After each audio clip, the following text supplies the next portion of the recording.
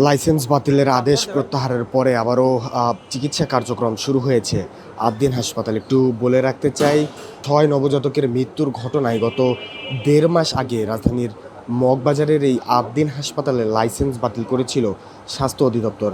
হাসপাতালটির licence বাতিলের সেই সিদ্ধান্ত প্রত্যাহার করে আবারও কার্যক্রম পরিচালনার অনুমতি দিয়েছে সরকার। তবে হাসপাতালটিকে সরকারের পক্ষ থেকে 3টি শর্ত দেওয়া হয়েছে। গত সোমবার স্বাস্থ্য ও পরিবার কল্যাণ মন্ত্রণালয়ের সমাজ সেবা বিভাগের সচিব মোহাম্মদ কামরুজ্জামান চৌধুরী স্বাক্ষরিত এক বিজ্ঞপ্তিতে আদ্দিন হাসপাতালের লাইসেন্স বাতিলের আদেশ প্রত্যাহারের কথা কিন্তু জানানো হয়েছে। এবং গত 27 মে ঢাকার মগবাজারের এই আদ্দিন হাসপাতালের 6 নবজাতকের মৃত্যুর ঘটনাটি ঘটে এবং বিষয়টিকে নিয়ে সমালোচনার মুখে 11 জুন হাসপাতালটির লাইসেন্স বাতিল করে স্বাস্থ্য অধিদপ্তর। লাইসেন্স বাতিলের আদেশ প্রত্যাহারের করে স্বাস্থ্যসেবা বিভাগের সচিব স্বাক্ষরিত বিজ্ঞপ্তিতে বলা হয়, 6 নবজাতকের মৃত্যুর ঘটনায় আদ্দিন মেডিকেল কলেজ হাসপাতাল কর্তৃক দাখিলকৃত আপিলের অধিকতর বিবরণীর বিষয়ে গঠিত তদন্ত কমিটিকে 15 জুলাই 3 দিন কর্মদিবসের মধ্যে জমিনে পরিদর্শন করে প্রতিবেদন দাখিলের নির্দেশনা দেওয়া হয়। সেই তদন্ত কমিটির প্রতিবেদনে সন্তোষজনক হওয়ায় 3টি শর্ত সাপেক্ষে হাসপাতালটির লাইসেন্স বাতিলের যে আদেশ সেটি প্রত্যাহার করে আবারও কার্যক্রম পরিচালনার অনুমতি দেওয়া হলো। আদ্দিন হাসপাতালকে দেওয়া 3টি শর্ত হচ্ছে the medical practice and private clinics and laboratories অধ্যাদেশ 1982-এর নির্দেশনা প্রতিপালন অব্যাহত রাখতে হবে।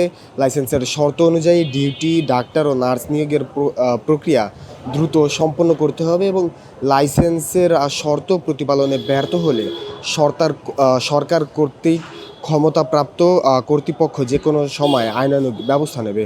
দর্শক, যেমনটি বলছিলাম, লাইসেন্সের প্রত্যাহারের যে আদেশ সেটি বাতিল করার পরে একে একে এই আদ্দিন হাসপাতালের যে চিকিৎসা কার্যক্রম সেটি কিন্তু শুরু হয়েছে। সকাল হতেই আমরা দেখছি রোগী যারা রয়েছেন তারা কিন্তু চিকিৎসা সেবা নিতে এই আদ্দিন হাসপাতালমুখী হচ্ছেন।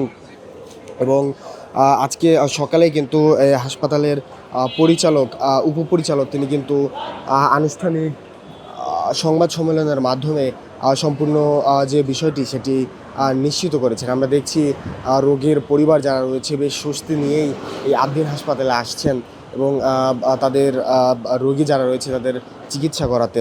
যেমনটি বলছিলাম যে আদ্দিন হাসপাতালের যেই লাইসেন্স বাতিলের যে সিদ্ধান্ত সেটি কিন্তু প্রত্যাহার করা হয়েছে। 6 নবজাতকের মৃত্যুর ঘটনায় 1.5 মাস আগে রাজধানীর মগবাজারের এই আদ্দিন হাসপাতালের লাইসেন্স বাতিল করেছিল স্বাস্থ্য অধিদপ্তর।